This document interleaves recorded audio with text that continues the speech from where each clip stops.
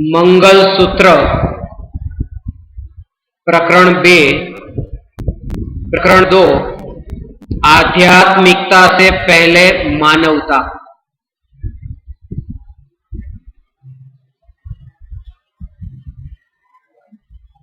जैसे गंगा नदी में से किसी जैन ने अपने घड़े में और जैनेतर ने अपने घड़े में पानी भरा, दोनों घड़े में पवित्र गंगा जल होने पर भी पात्र के भेद के कारण हम पानी में भेद न मान ले। पानी में भेद मान ले तो हमारी अज्ञानता ही होगी। ऐसे ही देह रूपी पात्र के भेद के कारण हम शुद्धात्मा में भेद मानते हैं।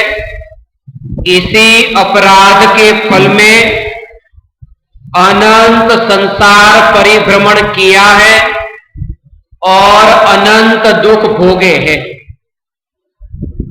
हे चैतन्य परमात्मा, विचार करो, जब आलू और प्याज आदि जमीन कंद में आंखों से न दिखाई देने वाले अनंत जीवों को परमात्मा जानकर हम उनके प्रति करुणा व्यक्त कर सकते हैं, तो संज्ञे पंचेंद्रिय मनुष्यों को परमात्मा की दृष्टि से क्यों नहीं देख सकते। सत्य तो यह है कि एकेंद्रिय जीवों को परमात्मा कहने में हमारे अहंकार को चोट नहीं पहुंचती, परंतु संज्ञी पंचेंद्रिय मनुष्य को परमात्मा के रूप में देखने से हमारे अहंकार को चोट लगती है।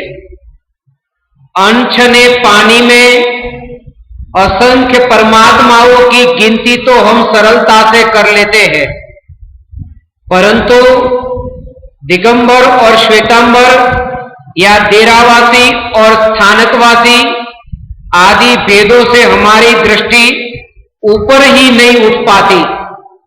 अनंत सिद्धों के साथ सिद्धशिला पर बैठने की भावना भाने वाले भोले जीवों, अपने आप से पूछो, अभी आपको अपने नौकर के साथ एक सोफा पर बैठने का साहस है क्या?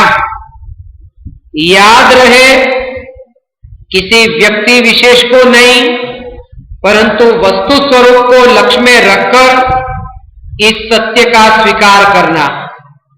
जो जीव वस्तु स्वरूप को लक्ष्य में रखकर आध्यात्मिक साधना का अभ्यास करता है, उसे प्रत्येक आत्मा में परमात्मा दिखाई देता है। वह कभी भी भेद के बंधन में फंसता नहीं है। यदि आपके पास पानी हो और राह में कोई प्यासा मिला, तो क्या आप यह देखोगे कि यह जैन है या अजैन, मुमुक्षु है या गैर मुमुक्षु? वहां तो वह सिर्फ पिपासु है।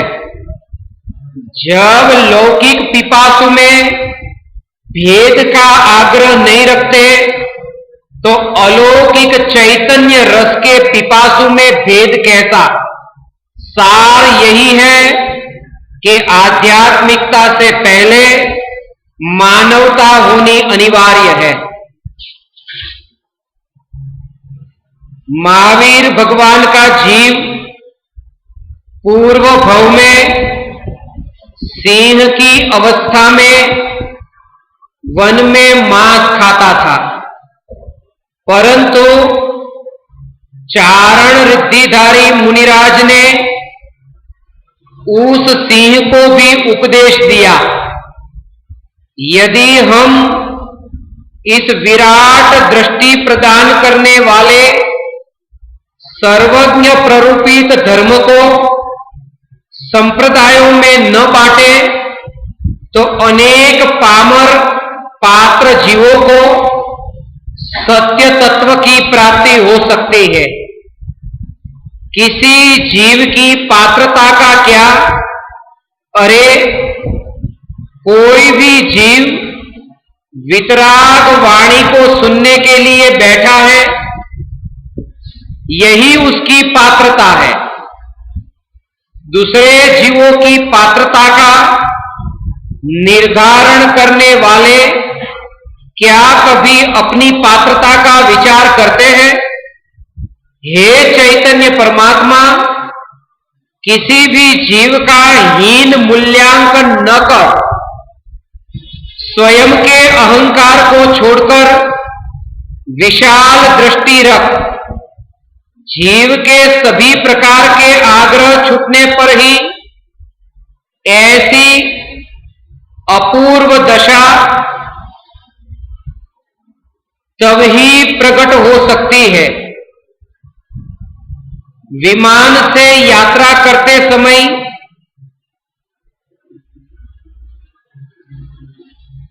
दाई और बाई दोनों कुर्सी वालों ने अशाकाहारी भोजन का संदेश दिया। वहां भी हम याद रहे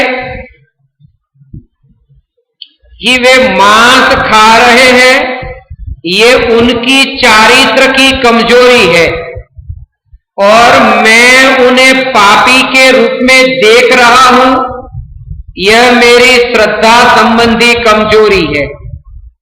दूसरों की चारित्र संबंधी कमजोरी से पहले स्वयं की श्रद्धा संबंधी कमजोरी दूर करने का प्रयास करना चाहिए। हम यह नहीं जानते कि कौन जीव कब पलट जाएगा। कपड़े पर दाग लगता है, परंतु हम कपड़े को फेंक नहीं देते। हम जानते हैं कि वह दाग धुल सकता है। कभी कभी जब आपको लगता होगा कि आपका बेटा केवली भगवान प्ररूपित धर्म का पालन करे, तब समझना कि आपको धर्म में कम और बेटे में अधिक रुचि है। जिसे धर्म की रुचि एवं महिमा होती है, उस जीव की भावना होती है कि जगत के सभी जीव इस धर्म को धारण करें। गिरजाघर हो या मस्जिद हो या खुला मैदान हो,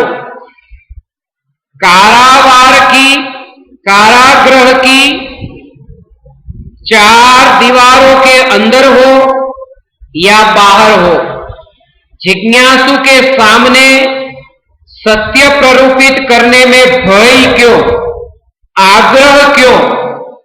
मैं भगवान आत्मा त्रिकाल सत्य स्वरूपी हूं। भय और आग्रह मेरा स्वभाव नहीं है। विराट दृष्टि सिखाने वाले केवली प्ररूपित जन जन के धर्म को पाकर भी जीवन में प्रयोग न करने के कारण हम जन्म मरण के चक्कर में अटक गए और संसार अटवी में भटक गए।